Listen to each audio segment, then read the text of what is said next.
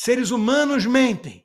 E é por isso que tem que ter o ônus da prova e evidências e beyond reasonable doubt. Bora lá, vamos começar falando sobre economia e sobre reforma tributária. Olha só, a primeira notícia aqui da nossa pauta de hoje é o seguinte: sobre as pressões de vários setores para alterações no texto e as movimentações agora que está chegando à votação do relatório final da regulamentação. A notícia é a seguinte: de funerárias a academias, setores pedem desoneração e isenções na reforma tributária.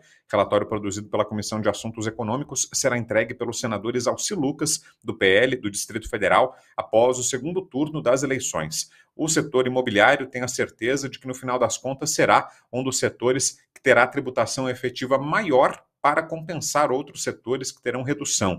O Banco Mundial projeta uma alíquota de 28,05% após o aumento de exceções na reforma. A instituição atualizou o simulador com base nas mudanças feitas pela Câmara dos Deputados. Rodrigo Constantino, parece que virou um festival de lobby, né? Esse momento da regulamentação da reforma, todos os setores tentando puxar a brasa para o seu lado, e o saldo para o consumidor, para o contribuinte brasileiro, parece que é mais imposto, né, Consta? Simplesmente. Estava na cara que ia ser assim, né, Brown? Quando eu tinha que comentar sobre a reforma tributária, eu dizia que ela ia ser muito mais complicada de sair, pelo menos de sair de forma decente, do que a previdenciária. Porque envolve o Pacto Federativo, né, a divisão do bolo entre os estados, os municípios e a União, e a questão setorial. Eu conto que eu fui uma vez fazer uma apresentação de um instituto que eu presidia, né, um Instituto de Ideias, um think tank liberal, na casa de um grande empresário em São Paulo, e assim que abri para as perguntas, um deles fez perguntas sobre reforma tributária, e antes que eu pudesse responder, começou uma briga entre os presentes, porque representavam diferentes setores. Tinha ali banca de advogados, tinha ali varejo, comércio, e eles começaram a se digladiar. Então, é muito complicado, é um cabo de guerra e cada um tenta fazer lobby para puxar a sardinha para o seu lado. Ninguém quer pagar a conta final, né? Você vê, por exemplo, que não tem banqueiro reclamando dessa reforma tributária, mas tem muita gente que é mais pulverizada, né? Os próprios comerciantes, que têm as suas associações, que reclamam, mas não tem o mesmo peso, não tem o mesmo lobby da indústria e tudo mais, que eles sabem que o cabo de guerra vai estourar para o lado mais fraco. Então começam as pressões e quem não chora não mama. Então você consegue fazer algum barulho, montar algum lobby, ganhar algum destaque na imprensa e o governo, por pressão, vai lá e coloca o seu setor, o seu nicho, né, o seu micro setor dentro das exceções, que acaba ficando com tanta exceção, né, que realmente você está afunilando para quem vai pagar o pato. Tudo isso é fruto de de um modelo terrível que temos, não foi esse governo que criou o manicômio tributário, mas da mentalidade da esquerda que não visa melhorar, e sim piorar o que já temos. Pior que tá, não fica, é um slogan que a gente aprendeu com Tiririca, que é fajuto, né? Então, essa reforma centraliza mais no governo, cria esse arbítrio, essa escolha discricionária de quem vai estar fora ou não por critérios totalmente subjetivos, né? E, no final das contas, é isso. Se você não tem a força política para chiar, saiba que é você que vai estar pagando o pato, né? O Warren Buffett tinha uma frase que ele dizia: você está há 30 minutos na mesa de pôquer e não percebeu quem é o patinho, você é o patinho. Se você ainda não se deu conta de onde vai vir o dinheiro, quem vai pagar por uma reforma tributária que não vai simplificar para valer tributos e nem reduzir a carga, vai aumentar, quem é o patinho? É você mesmo. Fabiana Barroso já está por aqui também, está chegando, já está com a gente conectada e queremos te ouvir, Fabi. É sua praia, né? Reforma tributária e, como a gente estava noticiando aqui no início, vários dos setores fazendo aquela pressão de última hora, tentando melhorar a situação para si, e parece que para quem paga imposto não tem melhora nenhuma, né? Esse não tem, é igual aquela frase do Chapolin Colorado, né? Quem poderá nos defender, né, Fabi? Ficamos sobrando nessa história, né? Boa noite. Boa noite, Brown. Bem isso. Boa noite, Consta. Boa noite a todos aqui da nossa audiência da Bradock. Eu vou pedir, antes de falar, né, curtir, compartilhar, comentar, colocar no grupo da família, mas de verdade, gente, dá o like, ó. Tô dando like agora, eu mesmo, acabei de dar. Se você do outro lado também, não se furte em dar o like. Bom, falando de reforma tributária, Eu vi aqui um pedaço do que o Constantino falou e a gente assina embaixo, inclusive, porque a gente sabe, no Brasil, qualquer reforma, qualquer lei, né, de grande monta, aí é sempre priorizado esses lobbies. O que nos Estados Unidos é, por exemplo, legalizado e aqui não. Né? Então, por ser ilegal, a gente não tem nem condições de colocar de forma transparente esses lobbies. Essa reforma, a estrutura dela é completamente descabida. Então, você não consegue propor mudanças para as pessoas em comum, para as pessoas, para o cidadão normal. Bem pelo contrário, vai aumentar, vai ter o tal do IVA, o IVA mais caro do mundo aí a gente conseguiu, graças ao Haddad. A gente precisa pôr essa pecha bem colocada, Haddad, né? Reforma tributária do Haddad. E esses impostos todos que nós teremos em grandes setores, em pequenos setores, por exemplo, dá para falar do meu setor, que são os advogados. Eu não sei se teve algum lobby, mas se vier a carga tributária que estava pré-definida, meu Deus do céu, né? Não sei se algum advogado vai ainda conseguir sobreviver, a não ser aqueles que vestem bermudas, né, no Supremo, que aí a gente sabe que é de uma outra forma tudo.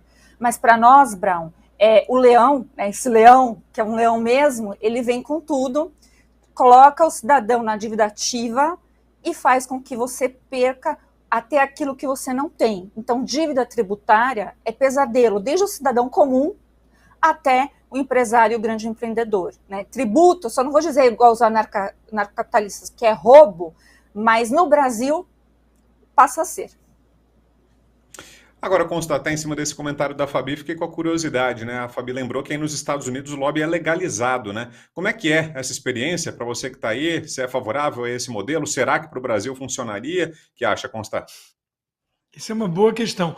Começou, vamos falar um pouquinho de história, né? Começou com o presidente Grant, né? Que a turma tem muitas décadas já.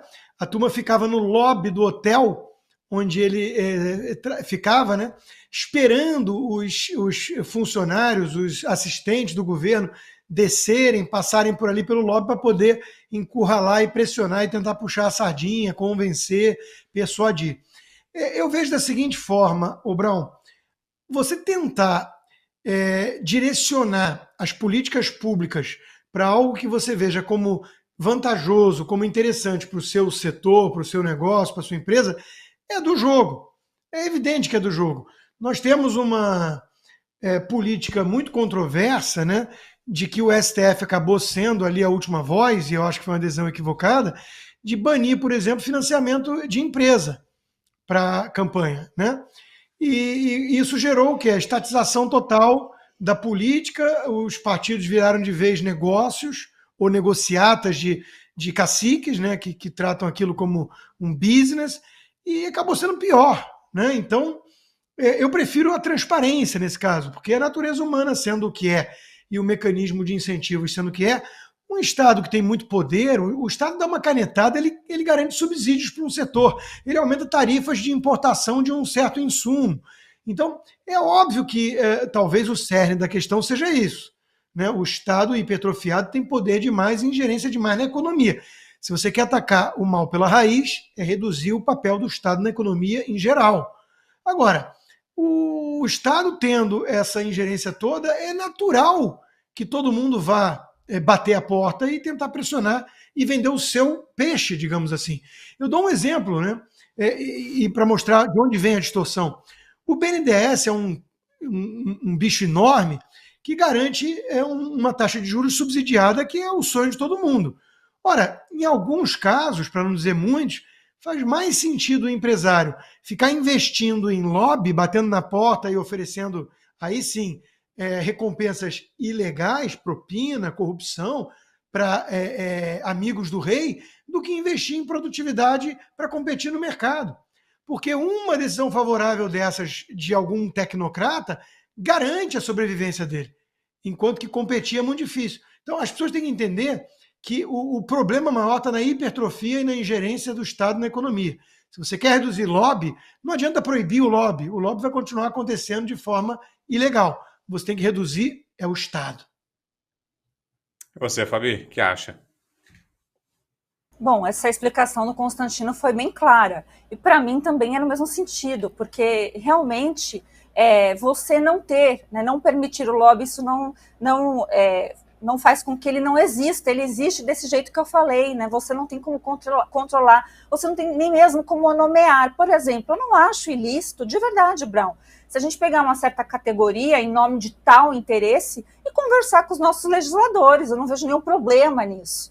Mas fica descaracterizado e passa a ser lobby quando, justamente por ausência de legitimidade, de legislação específica sobre o assunto, às vezes uma pessoa se furta desse poder. Eu me lembro dos caminhoneiros, quando teve a greve dos caminhoneiros, o que houve ali, né, houve realmente a tentativa dos caminhoneiros se organizarem através de nomeados para pleitear melhoras, e a gente sabe que teve alguns que se avocaram para si, fizeram um lobby e só quiseram, então, fazer recompensas para si mesmos.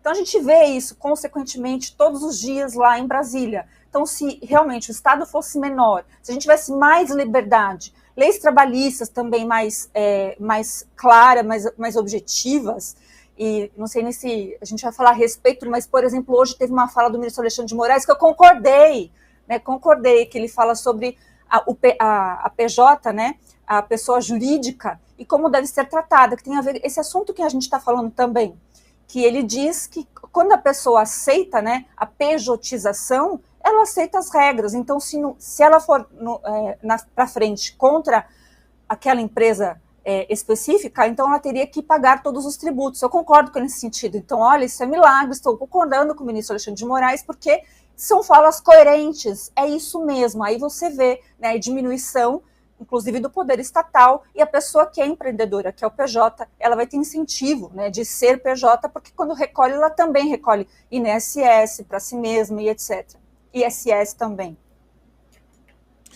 Perfeito. Mudando de assunto, olha só, vamos falar de outro escândalo no governo federal, agora é no Ministério das Mulheres, hein? Já teve no Ministério dos Direitos Humanos e agora denúncias de assédio no Ministério das Mulheres.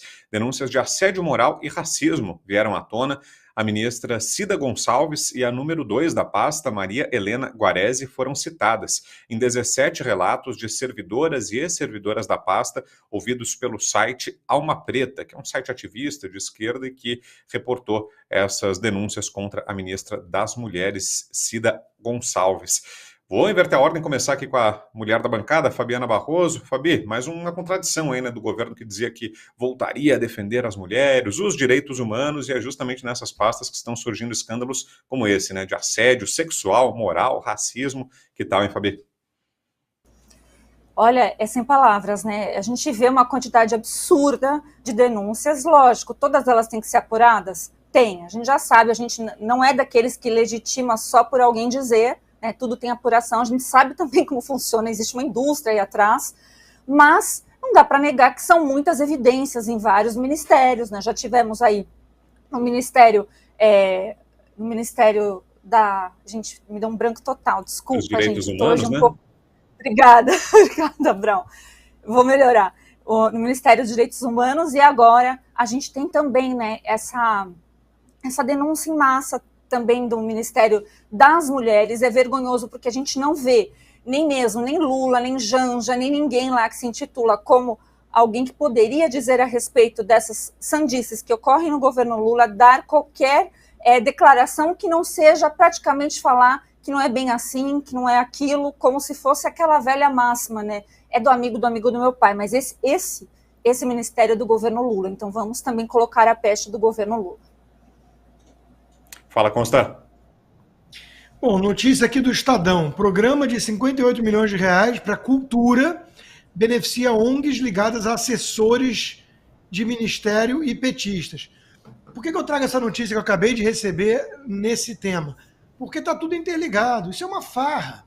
Isso é uma cambada de hipócritas, de carreiristas, de oportunistas, tipo o Silvio Almeida, que pegou um livro lá com um bando de clichê marxista e é tratado como uma sumidade, um intelectual do assunto, só porque é negro. Aí, de repente, é um negro taradão, aí complica.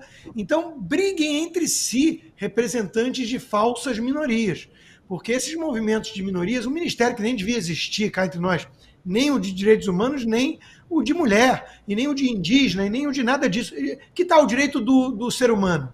Que tal o direito de buscar a justiça, que é a igualdade perante as leis? Que tal? Né? Parar com essa divisão para conquistar. Então, tudo isso serve apenas para carreirismo, para dividir e conquistar poder, jogar uns contra os outros e roubar esquema. Né? Então, eles ficam colocando representantes dessas supostas minorias. Eu duvido que eles coloquem alguém como a Bia Kicis, né? Representando as mulheres nesse ministério. Por quê? Ela não é uma mulher empoderada, de destaque, de sucesso. Ah, porque ela é conservadora. Então é óbvio que não tem nada a ver com mulher. Tem a ver com um esquerdismo. E a mulher é um pretexto aí. Aí começa, né, a não ter, a provar que não tem nada a ver com mulher, tem a ver com outras coisas mais obscuras, e começa a dar conflito. Né? Porque aí tem um que quer puxar o tapete do outro, que é o esquema, aí dá tilt de vez em quando, dá bug, né? Porque aí tem o representante da cota dos negros no governo abusando da cota das mulheres, ou sei lá que cota. Então, política identitária, Brown, é um negócio que está fadado ao fracasso. E é autofágico. É autofágico. Veja que eu gosto de dar o exemplo da J.K. Rowling, que é uma mulher super conhecida, poderosa, rica, criadora do Harry Potter, e feminista, e progressista. Só que ela começou a virar e falar assim, olha só, homem, homem, mulher, mulher, peraí, eu sou defensora da causa das mulheres. Não vem falar que homem barbado que acha que é mulher, porque isso vai complicar a minha causa. E ela foi cancelada, ela é atacada, ela é ameaçada pelo grupo do LGBT, né? Então, esse troço é autofágico. Começa um a se digladiar com o outro e querer matar o outro. Então, de novo, está tudo errado, Brown. É que nem o caso aí do lobby, né? Eu gosto de ir na raiz dos problemas, talvez por isso que a esquerda me chame de radical, que vem disso. Né? Mas eu gosto de ir na raiz dos problemas. A raiz do problema aqui está criar o Ministério da Mulher. A mulher precisa de uma ajuda extra, de um olhar especial e cuidadoso, porque é mais frágil. Eu pensei que as feministas quisessem a igualdade perante as leis. Não igualdade de resultado, porque isso é ridículo e socialismo. Até porque eu nunca vi uma feminista lutando por mais mulheres na carvoaria ou nas Forças Armadas. Agora, Fabi, acho que é importante registrar também, queria ouvir a sua opinião sobre isso, né? Do fato de que, em geral, virou uma indústria de assédio também, né? Hoje a mulher tem muito poder nas mãos, é claro que tem que ser respeitada, né? Inclusive, essa série de denúncias, e às vezes as mulheres que denunciam em vão acabam prejudicando as outras que realmente são vítimas de assédio sexual. Mas a palavra da mulher passou a ter tal valor, socialmente falando, e legalmente também, né? Que uma denúncia simplesmente pode arruinar a vida de um homem, nesse caso até de outras mulheres. Tem outras mulheres envolvidas aí na denúncia, mas a simples palavra, a simples denúncia, a simples verbalização de um suposto caso de assédio praticamente está aniquilando a vida de uma pessoa e não deveria ser assim, né, Fabiana? É muito imprudente, né? Demais, e realmente essa indústria, ela existe, ela também é financiada, não pensa que é à toa, que é livre, não é assim, tá? Tem umas certas ONGs que dizem aí alguma coisa justiceiras, não vou dar nome para a gente não ser processado, mas estou dando um exemplo que existe, inclusive, no Brasil, assim como existe o Me Too nos Estados Unidos, acho que tem até representação aqui no Brasil também, mas o mais forte não é o Me Too. O que ocorre? A gente tem a Lei Maria da Penha, que, na minha visão, ela não protege a mulher que realmente sofre violência doméstica, está com perigo de vida, né, por violência e etc. De fato, quantas já morreram com um papelzinho ali, né, dado em juízo, porque aquilo não adiantou. Né? Teria que ter programas mais específicos para atender essas pessoas e punições mais severas, mas desde que julgado, devido ao processo legal certinho, né, e condenado. E a gente tem o Tribunal da Internet, Brown, que ele acaba sendo ingrediente a mais. Então, quantas pessoas a gente já não vê que são condenadas, que são canceladas, que têm a sua vida completamente destruída, e aqui eu me lembro muito bem do caso Mariana Ferrer, que tivemos ali, né, tem esse episódio no Brasil Paralelo, recomendo a indicação, para vocês verem o que realmente foi falado ali, o que ocorreu, e não é porque é uma mulher que ela tinha toda a razão. E a própria Lei Maria da Penha também tem um episódio lá no Brasil Paralelo, que traz o outro lado, o lado do homem, né, que teria sido, então, o marido da Maria da Penha, e eu acho que é conveniente todos assistirem para entender. Tem jornalistas também, como o Feltrin, que anda denunciando bastante coisa nesse sentido, porque ele foi vítima, né, e tem juntado pessoas, homens, que foram vítimas desse assédio, que é assédio moral, assédio virtual, assédio judicial e cancelamento e pré-condenações, né? Então, é por isso que a gente briga tanto pela legalidade e pelo império da lei, né? Se for para cumprir o que está na lei, a gente não corre esse risco desse tribunal que acaba condenando pessoas. Atualmente, não vou deixar de dizer, a gente está com o caso do Bove e da Cíntia Chagas. O que eu recomendo às pessoas? Escutem os dois lados. Escutem os dois lados. E com muita cautela, tá bom, gente? Porque na hora que vier provas suficientes, talvez alguns vão se arrepender e podem até já ter cometido crimes, né? A gente não pode ir nessa vibe aí de vou falar e não tô nem aí. Não é bem assim, não é opinião, tem coisa que é crime. É isso, no caso do Feltrin que a Fabi mencionou, uma ótima lembrança, aliás, da Fabi, o Feltrin passou a sofrer processos, ofensiva judicial, simplesmente por exercer o dever jornalístico dele de ouvir os dois lados naquela história do Márcio Smelling, que é o ator da Globo, do humor, que foi denunciado pelas outras atrizes. O Feltrin passou a divulgar matérias que contradiziam, que mostravam fragilidades nos depoimentos daquelas mulheres, a dar a versão do Márcio Smelling, passou a ser processado, né? Então é a esse estado de coisas que chegamos. Você concorda, Consta? Tem essa indústria do assédio, essa política de denuncismo? Não tem a menor dúvida, né? E isso pode destruir vidas. E foi o tema que eu trouxe na minha live, sem abordar especificamente o caso da Mariana Ferrer, né? Eu falei de um livro que eu tinha lido há pouco tempo, de uma feminista libertária que foi abusada, chamado A Histeria do Culto do Estupro, né? Em que dizem, por exemplo, que nos Estados Unidos 1 em cada 4 mulheres sofreu estupro. Quando você lê uma coisa dessa, você fala, meu Deus, o que aconteceu? Todo mundo virou da religião da paz aqui? Alguma coisa estranha, não é assim a estatística. É porque o que definem como abuso hoje em dia é a mulher aceitar subir para o quarto sozinha com o cara, tomar todas, ter relação sexual com o cara, mandar mensagem carinhosa no dia seguinte pro cara, depois de uma semana se arrepende, o cara tá com outro, sei o quê, e denuncia. Isso é caso concreto, real. Então, esse livro denuncia essa indústria toda e a minha preocupação, né? Todo mundo fala sempre da mulher, eu tenho filha e filho. Então, isso destrói a vida de um moleque, né? Então, o pilar do Ocidente é o devido processo legal. E eu acabei de ver uma série muito interessante, recomendo, Presumed Innocence, né? Que eu esqueci o nome do ator, mas aquele tem uns olhão grande, azul, assim. Ele é muito interessante, não vou dar spoiler, mas é todo baseado nisso. A cultura ocidental e o processo legal tem um júri, tem Beyond Reasonable Doubt, que é além de qualquer dúvida que o júri tem ou não, se ele é condenado, se ele é culpado ou não, o ônus da prova, a inocência até que se prove o contrário, tudo isso são pilares do Ocidente. Você vai para o país da religião da paz, se a mulher denunciar alguma coisa, ela precisa de 4 testemunhas, mais um homem, porque a palavra da mulher vale menos, e não sei o quê. Isso é um lugar machista. Isso é um lugar onde a mulher não tem direito, garantia. Agora, no Ocidente, qualquer um, a priori, pode estar mentindo, porque pessoas mentem. Por isso tem que ter o ônus da prova, o processo legal, e por aí vai. São os pilares da justiça. E eu vi o movimento Me Too atropelando isso, e um bando de gente embarcando. Falou, é sinônimo de verdade. Se ela disse, é fato. Não!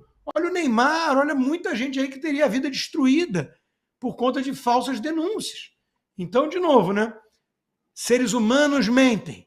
E é por isso que tem que ter o ônus da prova e evidências e beyond reasonable doubt. Além da mais possível dúvida de que ele é culpado, ela é culpada, porque é para proteger, na verdade, a sociedade que fazemos assim. Só antes de te passar, Fabio, nosso diretor Cláudio Franco soprou aqui, consta o nome do ator, é o Jake Gyllenhaal, é isso? Boa! Tá aí o crédito pro Cláudio. Vai lá, Fabi, fala aí.